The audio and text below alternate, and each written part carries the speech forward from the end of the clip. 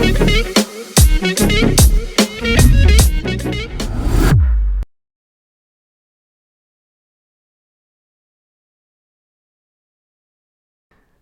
we're going to be talking about the method and device to generate a transverse Casimir force for propulsion, guidance, and maneuvering of a space vehicle. This is patent number US 200-8029-643781 by the inventor Daniel Charles Cormier. This patent was filed in 2006 and ultimately was assigned in 2011. It's been abandoned, so perhaps that may be because it's not successful or perhaps for some other reason. Either way, I think the Casimir force is really interesting and quite fascinating and not well enough understood, so it's worth going through this. So for what we're going to be doing is basically like the other videos that I've done on these, going to be hitting the overview of the patent. We're also going to be hitting the figures and discussing those. You'll see I already have our first figure up, which is sort of an introduction to how the forces that are going to be generated are going to apply, and some interesting information about calculations as well. So this is a method for generating a transverse Casimir force. This is unique because typically with the Casimir effect, which we're going to describe in detail in a moment, you have two plates that are more or less being sucked or pulled together. And what we have in this invention is actually a situation that makes use of that effect, but is able to manipulate it such that it actually moves in a transverse fashion. Instead of the two plates being sucked together, the plates are able to move laterally in this case. But you'll see as we go through this that this could be applied to a spacecraft and theoretically used to move in any direction. This is accomplished using a microstructure fabrication technique, which can create a non-parallel conducting plate array. So you see in the figure, we have two plates denoted by these black lines that are not parallel to one another. You can fabricate such an invention using semiconductor or insulator substrates. Now, that's going to be especially important here between the two plates, and you'll see how that comes into play in a moment. But ultimately, this device theoretically is able to take use of the Casimir effect and actually create transverse movement with that. You can also modify the strength of this utilizing variations on the angle of the plates relative to one another, or by changing the electrical properties and the materials between the plates. And the applications for this include propulsion, guidance, maneuvering of space vehicles, precision measurement, vehicle stabilizers, gyroscopes, artificial gravity generators, corrective force generators, energy conversion systems, other devices requiring constant, precisely controlled forces. A lot of applications in theory. So before we go too deep, I think we need to understand what the Casimir force is, and then we'll be in a position to essentially understand what's happening. So I'm scrolling down to the field of the invention section of this, and I'm going to actually we already kind of discussed that. I'm going to go down to the background. So this device does utilize some of the theoretical principles developed by Henrik B.G. Casimir in 1948. It involves several new concepts as well. Therefore, we're going to just quickly cover the history of the Casimir effect and then understand what underlies the method and operation of such a device. So, by adapting basic theoretical principles or relationships of Heisenberg's uncertainty principle, Dr. Casimir predicted that an attractive force should exist between two parallel conducting plates due to the existence of zero-point energy, originally proposed by Max Planck and Albert Einstein around 1911. Specifically, this force, or this effect, results from an imbalance in the formation of virtual particles, antiparticle pairs, This is arising from the vacuum 0-point energy, even at absolute zero, hence the term 0-point energy. So the idea, more or less, is that you have these particles that we haven't fully proven exist, but via this theory that was proposed by Casimir, we have experimental indication that these are relevant and real. And ultimately what's happening is, you can imagine that if there are such virtual particles popping in and out of existence at all times, that if you were able to get two plates close enough to one another that there's not enough space, theoretically, for virtual particles to pop in and out of existence, then you would see that the particles that are on the outsides of the plates would exhibit a pressure, and those two plates would be essentially pulled together or pushed together in a way. Now, that's a very simplified version, but that's more or less what's underlying this from my understanding. Generally, this ZPE energy virtual particles are continually bombarding any set of conducting plates in a uniform manner. But if the distance between these two plates is small enough, the longer wavelength virtual particles are excluded from forming within the gap, as I was mentioning. Due to this restriction, this overall number of virtual particles forming between the two plates is less than the overall number that are forming outside the plates. And this causes a net pressure to develop from the impact of the virtual particles. So similarly, fluctuations of charges within molecules can cause transient dipoles, which result in an attractive van der Waals force. However, the Casimir force arises from this 0-point energy virtual particle formation instead of interaction with molecular dipoles. So now we kind of have covered what the Casimir force is, and we're able to sort of jump into how this device would utilize such forces and also expand on those ideas. In sections 6, 7, 8, and 9, what's essentially being talked about is, via this particular figure here, it's ultimately kind of breaking down how you can actually calculate, based on all of these various different parameters or variables, what the force, transverse Casimir force, would be. And so for those interested, this is the set of equations that you can go through. So in order to kind of dig into the figures, let's scroll down to the summary of what this is. And we're going to start by looking at the first figure here. So this is actually just kind of an overall image. So figure 1 is going to be this right here. Go ahead and zoom in a bit. So figure 1 is going to be showing a cross-sectional view here of the invention. This is showcasing those non-parallel conductive plates. And ultimately, this should generate a Casimir force in a transverse direction, which is a summation of the vector here, noted by the arrow, and the arrows below, ultimately summing to this transverse force. Scrolling down to figure 2.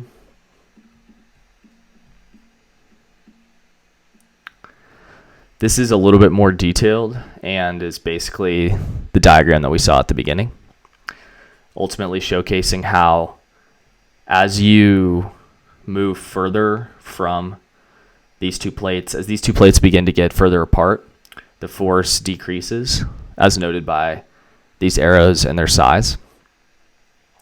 And ultimately, this is allowing us, using those sections above, to calculate, for example, Ft in this case. Let's go to figure 3. So for figure 3, we're seeing a 3D view of this idea or this concept. And what's important to note is that we have this L here, which is the length. And by varying the length, you also are able to amplify or de-amplify the amount of transverse Casimir force that's generated here.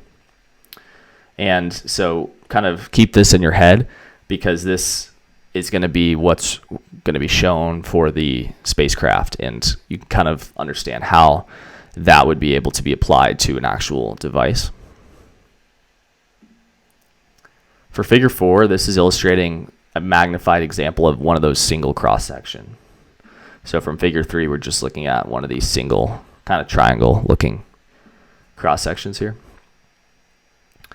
What you have is these various different layers, which the patent goes into detail about how you could actually manufacture these various layers, because keep in mind that these are extremely small devices.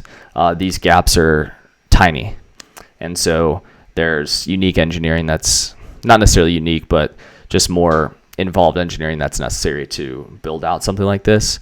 But it's pretty detailed as to how one could also do that, so it's also worth checking out that information as well. So this figure 4 is depicting a cross section, obviously magnified, to illustrate the embodiment of the invention, where we have a semiconductor PN junction, which is this P-type and N-type substrate.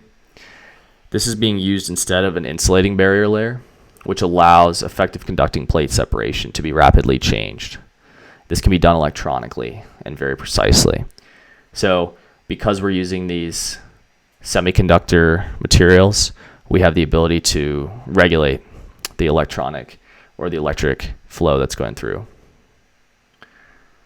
We're going to go to figure 5 now, which is pretty cool because this one showcases how if you built out the panels or small cells that we saw in the previous figures into a much larger device, you have the ability to create these almost like wings in a way on some sort of a TIE fighter. But really what this is showcasing that you can have these axes, and based on the rotation of these plates and also based on the electronic or the electric current that you're running through, you can manipulate the forces. So that's a high level overview. Let's get into the detailed description. I'm going to switch pages.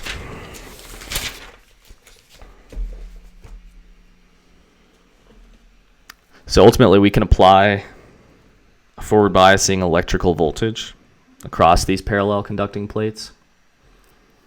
And by varying that, we can vary the output of this transverse Casimir force. So let's scroll back to figure 1. So this invention is generating a transverse vector going to the right in this case. And that's once again a summation of the two forces. For figure 2, what we have is a micron thin insulating barrier layer. This is item number 105, which is this sort of dotted section of the figure. Go ahead and make this a bit bigger as well. This is in the submicron range, so it's very small. It's separating these parallel conducting micro. What we have is then a fabrication of an insulating barrier 105, as was discussed kind of in the engineering of this device, can be accomplished using a standard microstructure and integrated circuit techniques. That's kind of the idea. By using chemical deposition in conjunction with photoresist or photomasking preparations or vacuum film depositions.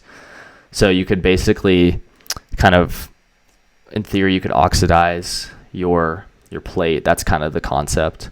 And you get that thin layer on there. This could be done with various types of substrates, including metal oxides, silicon oxides, semiconductors, organic polymers, silicons, etc. Of course, you could also use an insulating barrier, forming that PN junction. Once again, this section, kind of section A. And that would permit electronic modulation. So that's kind of the better way to go if you're looking at wanting to actually manipulate the strength of this force and utilize it in something a little bit more useful. All right, this goes into more detail about how you would actually form this device. So we'll kind of skip that because that's not entirely relevant for this. Just want to understand the theory and the application. All right, let's go down to what we have for figure 3. This is the general layout for the microstructures, 3-dimensional cross sections. This illustrates generally the concept of the technology and the method for constructing a plurality of force-directing microstructure segments comprising these non-parallel conducting plates. So a little bit more about figure 3. We have an upper insulating matrix, which is 106 in this case, the kind of top of this box that you see, providing physical support and protection for these parallel and non-parallel, or these non-parallel plates. That insulating matrix can be a polymer or other durable insulator. And each microstructure segment and these non-parallel conducting plates, so each of these 102s, can have an effective force generating area, and that's explained via this equation. So you can have many of these, and it can kind of amplify the amount of output that you're going to get. Once again, figure 4, an enlarged output, and we'll kind of go into this to describe how you could turn on or turn off the force. This is to illustrate the means for switching this force into the on or the off state. That's kind of the idea of figure 4. So this showcases this PN, N-type, P-type junction semiconductor structure. It's being utilized to insulate the space between these non-parallel plates. Start with the P-type substrate. Silicone or germanium are typically best for this. And then employ standard semiconductor fabrication techniques. Apply a thin N-type layer, which is right here. Thereupon gas diffused into the P-type layer. This forms the PN junction. Basically what you have is you get some amount of thickness between these two non-parallel conducting plates. And by varying that thickness, we're going to turn on or turn off the transverse Casimir force. So this N-type layer is very thin, and it occupies the entire width at the zero bias. And this causes the electrical resistance to be very high. So it widens even further this gap here, ZD. Basically what we're doing is we are modifying, once again, the space between these non-parallel plates. And as we modify the distance and increase it, we're going to be decreasing the force of the output. So at zero bias or reverse bias condition, the insulating depletion zone becomes wide enough to encompass the entire N-type layer, whereas the P substrate below remains highly conductive. Thus, the comparatively large width of ZD, which is the space, becomes so large that the Casimir force drops basically to zero. And thus, you've switched off your device. On the flip side, when you forward bias the voltage, or when a forward bias voltage is applied to this junction, give or take about 6 volts for silicone, this ZD zone becomes flooded with extra charge carriers, making its width shrink, and flooding the top portion of the N-type layer with charge carriers. So we're basically making this charged all the way through, and that's allowing this top portion of the N layer to now act like a conductor, and the effective width of A, which is the space showcased on the previous figure, basically shrinks and gets so narrow that we have a large amount of Casimir force between these two non-parallel plates. And so that's how you basically kind of change the distance and increase the force.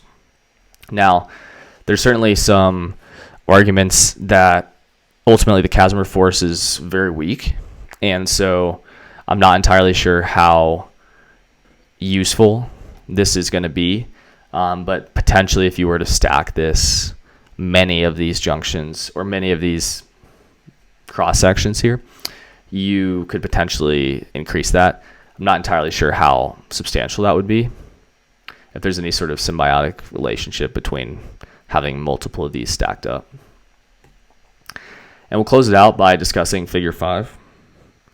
So let's go back over to that one.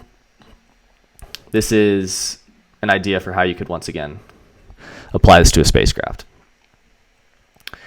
That spacecraft could be manned or unmanned.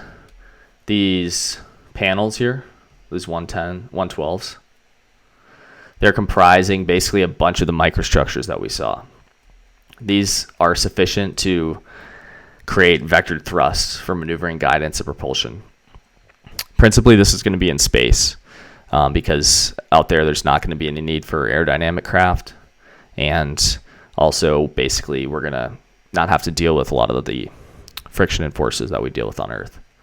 I'm not entirely sure if you could this would ever be strong enough to get you off of the surface of the Earth into space, but I can definitely see how once you're in space you could apply this.